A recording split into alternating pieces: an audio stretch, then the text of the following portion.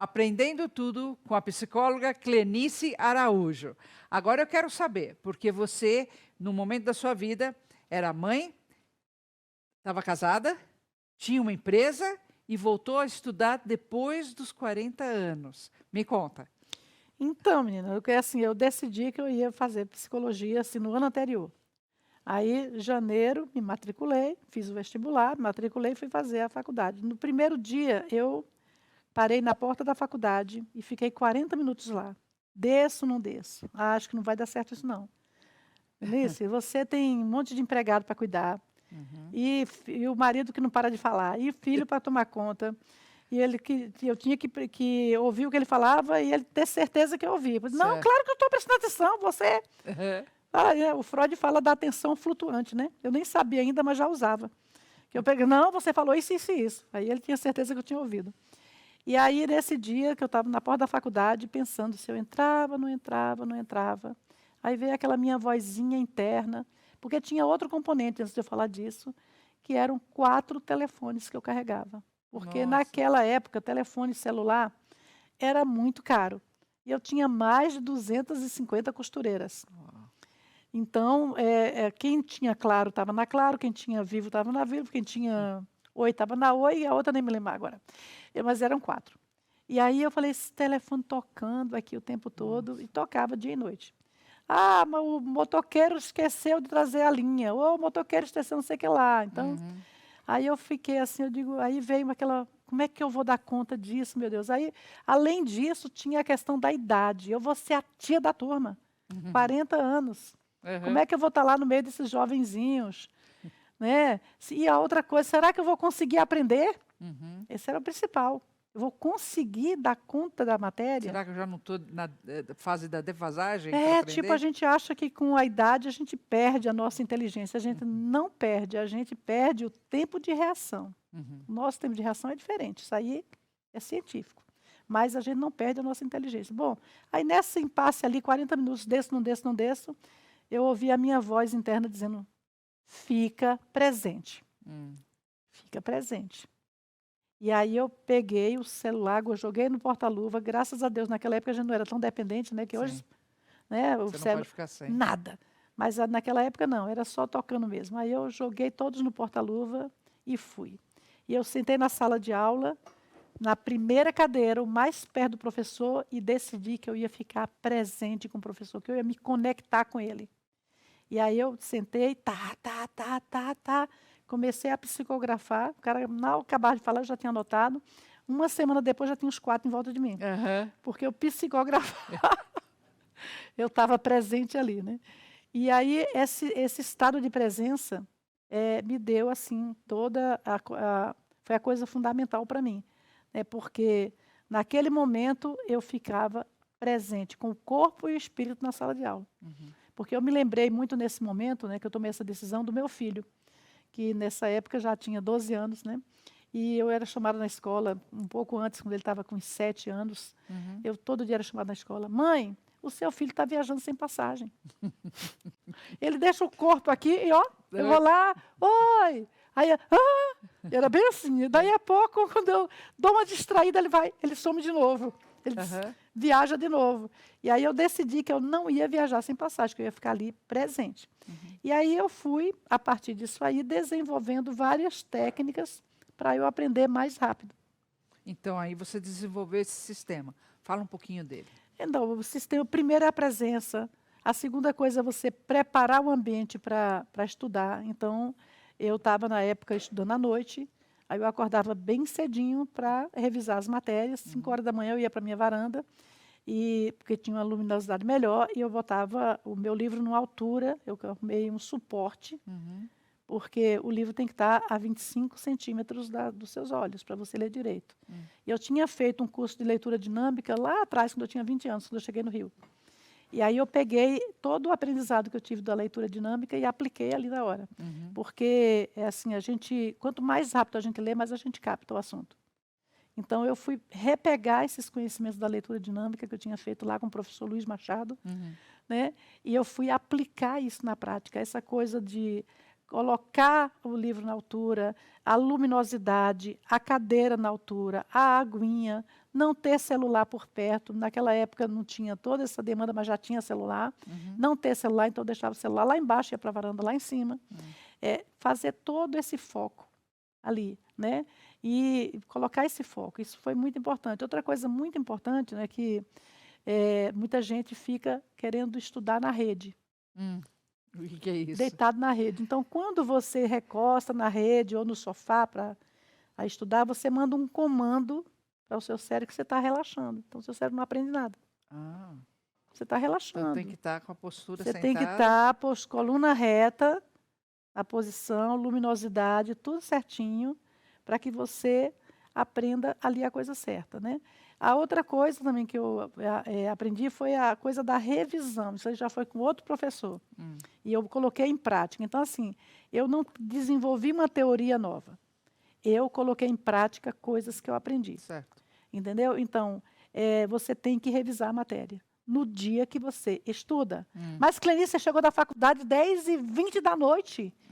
E aí eu jantava e revisava aquelas aulas antes. Como é que você revisa? Um mapa mental. Também enquanto o cara aí que é especialista em mapa mental. Sim. Então eu ia lá em mais uns 20 minutos e fazia um mapa mental de cada aula sem olhar para nada.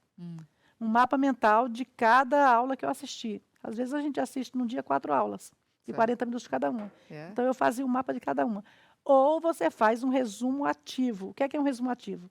Você faz um resumo do que você entendeu. Né? E aí eu fui desenvolvendo várias técnicas, tipo Casa de Pedra na Montanha. Então, Casa de Pedra na Montanha me contava toda uma história. Então, outras coisas que eu aprendi também com um livro chamado Cérebro, esqueci agora, que é o Cérebro Emocional. Então, cheiros para cada coisa. As coisas que eram mais difíceis para mim, eu colocava um cheiro de cravo, de canela, de café. Olha só, para criar uma ponte para criar uma ali, conexão uma com aquele assunto. Então, isso aqui é cheiro de café, é isso. Eu adoro café. Então, eu colocava um cheiro bom numa coisa que eu tinha dificuldade de assimilar. Né?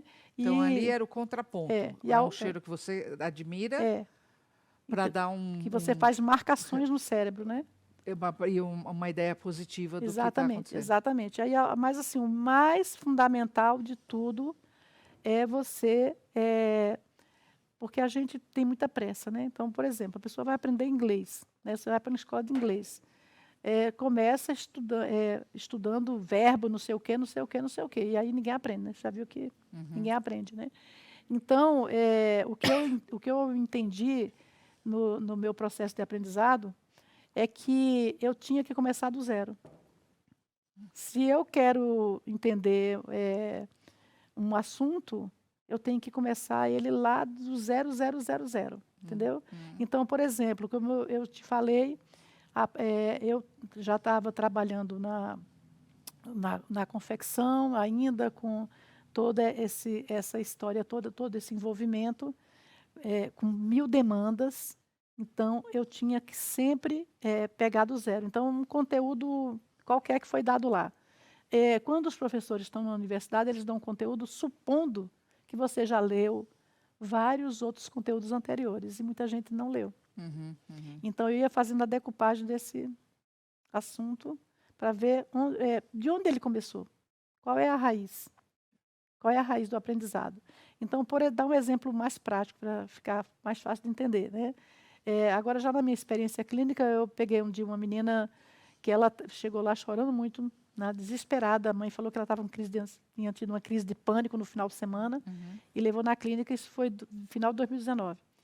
E aí, quando a menina chegou, com 16 anos, ela estudava em Minas e foi para o Rio. Quando chegou no Rio, os pais tiraram da escola pública e colocaram numa particular. Aí, quando fizeram lá a avaliação dela, o diretor da escola falou assim, não, é melhor você repetir. Porque é totalmente diferente, a gente tem outras matérias, você não vai conseguir acompanhar. Aí ela repetiu. E aí ela estava achando que ela ia perder o ano por causa de matemática. Aí como é que você faz do zero? Matemática zero. Fui lá, matemática zero. Somar, diminuir, multiplicar. Ok, ela sabia. 16 anos, mas não sabia dividir, nada. Aí assim, filha, se você não sabe as 4 operações, você não vai conseguir Uhum. seguir. Mas não vai dar tempo, faltava 15 dias. 15 dias para a prova final dela. Aham. E ela já estava em recuperação, era a última chance. Aham. E aí eu falei para ela, olha só, você foi aqui no zero, você entendeu onde que você está enganchando. Você não sabe dividir. Então, chamei a mãe que estava lá fora, vem cá, mãe. Contrata uma professora de matemática para ensinar exclusivamente a ela a dividir. Ela sabia a tabuada completa. Ela sabia as 3 O operações. resto ela sabia. Então, quando você está na 8ª série, que acho que era a 8ª que ela estava aí, repetindo já pelo 3º ano, quer dizer, pelos 2 anos. Então, se ela não É. passasse, ia repetir pela 3ª. Assim, eu não vou aguentar Uhum. repetir isso pela 3ª vez. Ela já tinha base para aprender a divisão. Uhum. Então, eu falei, vai dar tempo, você só precisa aprender isso. Mãe, chama a professora de matemática. Não vai ser você, nem o pai, porque Uhum. nessas horas Não, tem que certo. chegar uma especialista. Aham. Pega uma professora de matemática e ela vai passar. Você vai vencer isso aqui. E aí ela fez a prova 15 dias depois e tirou 9. Olha só. Entendeu? Então, você começar do zero é você identificar. Então, eu diria, por exemplo, você quer aprender inglês? Você tem que aprender primeiro o alfabeto. Uhum. A primeira tenta ouvir para aprender como a criança aprende. Uhum. A criança ouve o pai, papai, papai, papai, daqui a pouco ele repete, papá, papá, papá, começa a papá até que falar papai, né? É. E a gente não quer errar no inglês, né? Esse é o problema das pessoas que não aprendem inglês, que não quer errar. Aham. A criança não começa falando papai. Ela começa a falar dadá, papá, mamá, até que mamá vira mamãe, né? E aí ela vai aprendendo. Depois, muito depois, é que ela vai aprender a ler e escrever. Uhum. E a gente quer começar já Lá em cima, né? construindo o prédio pelo telhado, entendeu? Então, eu diria que a base de aprender qualquer coisa é você começar do zero. Isso é muito legal. O primeiro passo que você falou era estar presente, mas isso é o que a gente mais tem dificuldade hoje em dia, né? É raramente a gente está presente. Como é que dá para lidar? Porque se você chegar para a pessoa e falar, tira o celular para lá, eles não vão conseguir, começa a dar ansiedade. Como é que lida com isso, então? Olha, eu fiz isso com meu próprio filho, né? Como eu te falei, antes mesmo de me tornar psicóloga, porque a professora chegava para mim e dizia, teu filho está viajando. Aí eu Aham. chamava meu filho e ele gostava de estudar de manhã para brincar à tarde. Aí eu falava para ele, olha, você foi para a escola às 7 horas da manhã e saiu de lá 12 horas. Uhum. Né? Então, você ficou de 7 às 12 lá. Se você deixar o teu corpo lá na sala de aula e for viajar sem passagem, como a professora fala, Aham. você vai perder mais 4 horas e você poderia estar brincando, se divertindo com seus amigos, porque você vai ter que aprender o que você não aprendeu lá. Uhum. O que você acha melhor? Aprender lá ou aprender depois? Porque com o professor é muito mais fácil, ele é um especialista. Uhum. O pai e a mãe já tá para fora, já passou aquela fase, entendeu? Então, para mim, o que funcionou foi isso, né? Eu decidi você fazer essa conta. Uhum. Eu acho que tudo na vida é matemática, né? Eu tive um amigo que ele dizia isso. Tudo é matemática, Clenice, porque eu não gostava de matemática. Como que você não gosta de matemática? Tudo é matemática. Você faz um cálculo se você vai conseguir atravessar a rua ou não. Então, eu falava para o meu filho, olha, se você não aprender lá, você vai ter que aprender aqui. E você vai perder tempo brincando, sem brincar.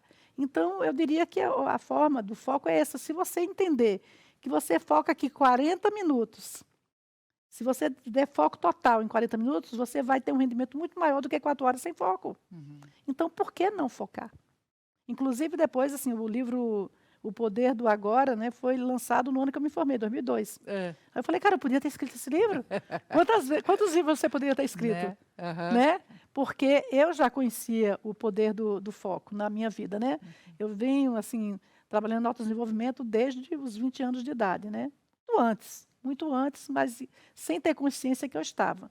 Eu sempre trabalhei muito, assim, o autoconhecimento, o prestar atenção no que está acontecendo e desde os 20 anos que eu fiz vários processos, assim, de livros, de ler, não era processo terapêutico, eu nem tinha acesso a esse tipo de informação na época.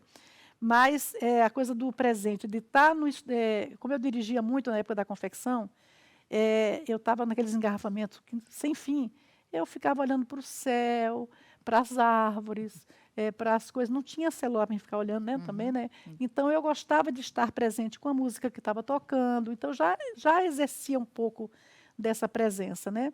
E eu tenho muito esse hábito, Charra. Eu falo assim, coma a vida com colher pequena. Né? Porque, assim, em 2006, a minha glicemia subiu. Aí eu Aham. tive que cortar o açúcar. Eu era magrinha, um palito. É. E aí, do nada, mesmo sendo um palito, a minha glicemia subiu. Aí eu tive que cortar açúcar. Então, quando eu como uma coisa doce, só, eu como com a menor colher que eu tenho na minha casa. Né? Se eu vou comer uma barrinha de chocolate, eu quebro Pequeno pedacinho. e deixo ela desmanchar na minha boca para que as minhas papilas gustativas assimilem aquele sabor. Aham. Eu como de olho fechado, eu como apreciando. Né? Então, isso eu aprendi mais ainda com essa história da glicemia alta. E eu sempre falo, coma a vida com colher pequena. Experimente. Um chá, eu amo coisa quente, chá quente, café quente, sopa quente. Aí eu tomo cada colherada assim, devagar. Eu sou muito apressada, você está vendo até pelo jeito de falar aqui. Né? Que eu sou uma pessoa apressada, de modo geral. Eu não sou uma pessoa zen. E a minha meditação é ativa, é caminhando. Eu não consigo ficar uma hora assim, que a cabeça não para. Eu gosto de fazer meditação caminhando, né? De tão acelerada que eu sou. Mas eu tenho esse balanço de poder apreciar as coisas. O vento batendo no cabelo, a água quente do banho. Então, são As coisas formas, pequenas, né, que as fazem coisas toda a pequenas diferença. que fazem toda a diferença. Então, a forma de você focar é você pensar no ganho que você tem se você focar. Olha, é tão mais fácil, sai Muito tão mais legal. barato. E a metodologia do aprendendo tudo serve para qualquer idade ou não? Para qualquer idade e para qualquer coisa. Aham. Eu Para qualquer diria. coisa que eu vou fazer como Você quer projeto. aprender inglês, você quer aprender a fazer uma tarefa qualquer, uma habilidade nova. Comece do zero. Comece do zero e foque. Não, você tem um curso sobre isso, Sim, certo? sim. E chama Aprendendo Tudo. Aprendendo tudo. Como é que as pessoas podem ter acesso a ele? No meu Instagram, @Clenice Araújo. Muito legal. Quero aprender tudo, Clenice. Olha lá. Então, bora. Obrigada por ter estado aqui.